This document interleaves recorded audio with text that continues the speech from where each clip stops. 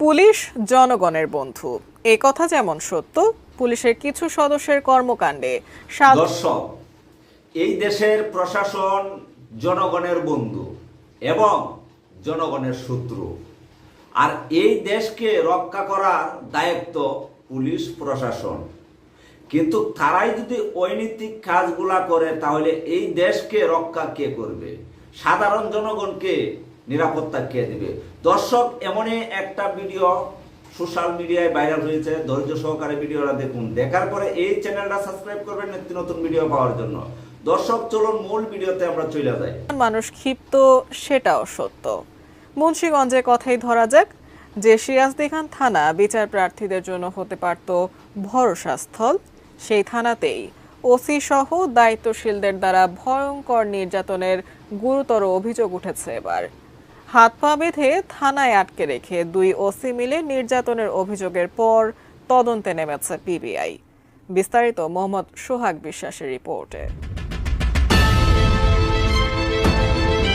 মুন্সিগঞ্জের সিরাজদি খান থানায় মুখে গামছা বেঁধে শূন্যে ঝুলিয়ে 10 জনকে পিটিয়ে অজ্ঞান করার অভিযোগ উঠেছে। ওই অভিযোগে থানার ওসি সহ 9 পুলিশ সদস্যদের বিরুদ্ধে ইতোমধ্যে আদালতে মামলাও করা হয়েছে। আদালত মামলাটি আমল নিয়ে মুন্সিগঞ্জ পুলিশ সুপারকে এফআইআর হিসাবে গ্রহণ করতে বলেছেন। এছাড়া পুলিশ ব্যুরো অফ ইনভেস্টিগেশন পিবিআইকে তদন্ত করে প্রতিবেদন জমা দেওয়ার নির্দেশ দিয়েছেন।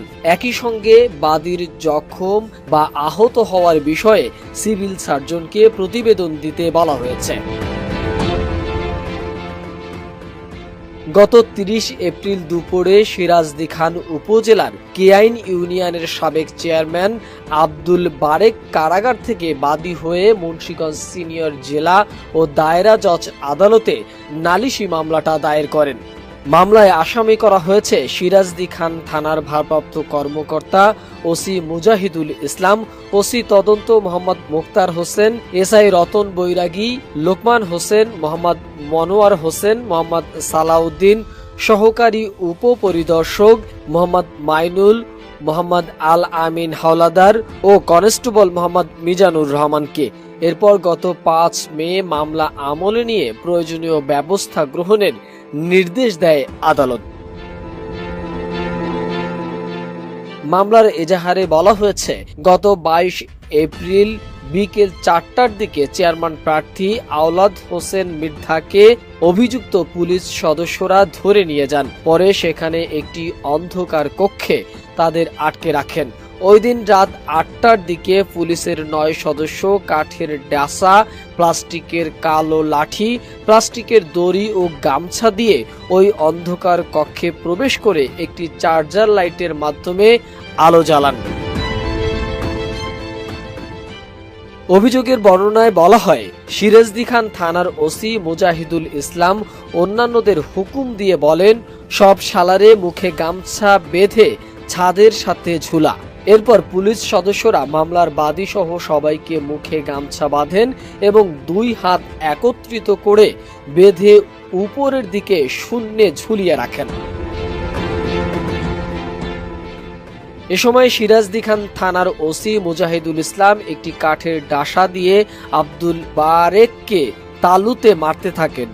অন্য পুলিশ সদস্যরা পায়ের তালুতে এবং কোমরের নিচে থেকে কনুই পর্যন্ত আঘাত করে সবাইকে অজ্ঞান করে ফেলেন। এ সময় মামলার বাদীরা অজ্ঞান হয়ে যায়। পরে জ্ঞান ফিরলে সবাইকে সিরাজদি খানের ইছাপুরা হাসপাতালে নিয়ে চিকিৎসা করানো হয়। রাত 2টার দিকে আসামিরা এসে এই মামলার ভিকটিমদের বলেন, নির্যাতনের বিষয়ে কাউকে কিছু বললে তোদের রিমান্ডে এনে গরম ডিম ঢুকাবো এবং ইলেকট্রনিক শক দেব। অবশ্য সব অভিযোগই অস্বীকার করেছেন থানা পুলিশের ভারপ্রাপ্ত কর্মকর্তা ওসি মোহাম্মদ মুজাহিদুল ইসলাম। মুজাহিদ ভাই, প্রথমত আপনাকে অভিনন্দন জানাই। আপনি তো হচ্ছেন ওখানকার শ্রেষ্ঠ ওসি নির্বাচিত হয়েছিলেন মনে হয়, না? আচ্ছা, কিছুদিন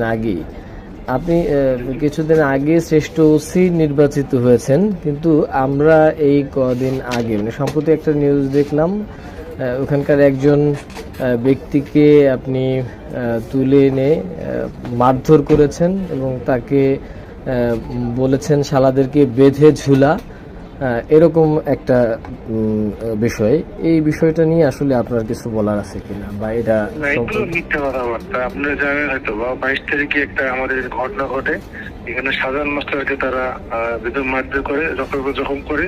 ওইখানে আমরা পুলিশ টিম গেলে আমাদের সাথে বেতন এক পর্যায়ে আমাদের গায়ে হাত তোলে তারা। পরবর্তীতে আমরা আমাদের অতিরিক্ত পুলিশ ফোর্স দিয়ে তাদেরকে আমরা পিক করি, তাদের বিরুদ্ধে নিয়মিত মামলা রুজু করি। তাই পুলিশের তো মামলা হয় এবং শাহজাহান বাদী একটা মামলা করে, শাহজাহানের ভাই। কিন্তু আমরা তারা এখানে আসাম, তারা হাজতে আছে। 10 জনকে পিটিয়ে অজ্ঞান করার অভিযোগ আছে একটা। মিথ্যা কথা এটা। আচ্ছা, এই ব্যাপারটা বোধহয় পিবিআই তদন্ত করছে নাকি? জি জি জি।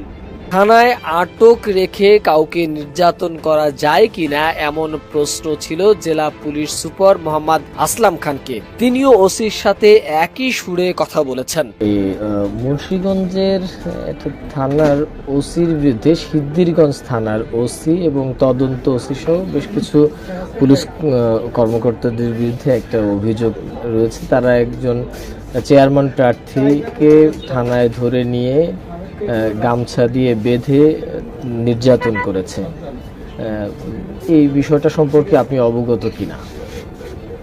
আসলে ওইটা হলো 2 জন প্রার্থী, বর্তমান চেয়ারম্যান এবং মানে প্রাক্তন চেয়ারম্যান মারামারি করছে। মারামারি করার পরে পরে হলো যে পুলিশ গেছে, পর ওই এক পক্ষকে তারা মেরে তাড়ে দিয়েছে, বাকি পক্ষকে মারামারি ছাড়ানোর পর পুলিশ গেছে। পুলিশ যে ওসির বিরুদ্ধে অভিযোগ করছে সেই ওসিকে মনে করেন তারা ওসিকেও মারধর করছে এবং আমার আরো কয়েকজন পুলিশকে মারধর করছে। পরে পুলিশদেরকে অ্যারেস্ট করে আনে মামলায় চালান দিছে।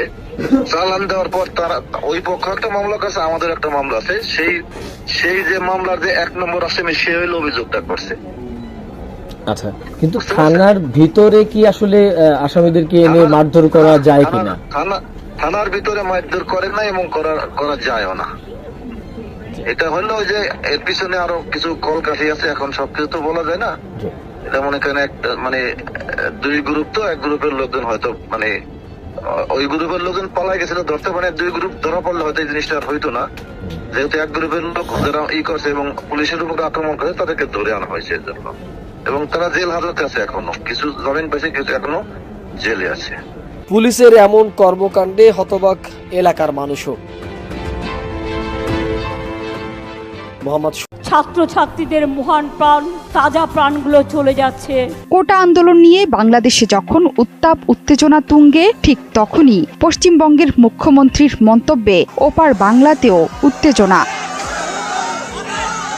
কোটা সংস্কার আন্দোলনকে ঘিরে গেল রোববার মুখ খোলেন পশ্চিমবঙ্গের মুখ্যমন্ত্রী। বাংলার অস্তিত্ব রক্ষা করবেন তো? বাংলাই কিন্তু দেশের অস্তিত্ব রক্ষা করবে। কলকাতায় এক জনসভায় বাংলাদেশের সাম্প্রতিক ঘটনার প্রসঙ্গে প্রথমেই তিনি বলে নিয়েছিলেন, আমি বাংলাদেশ নিয়ে কোনো কথা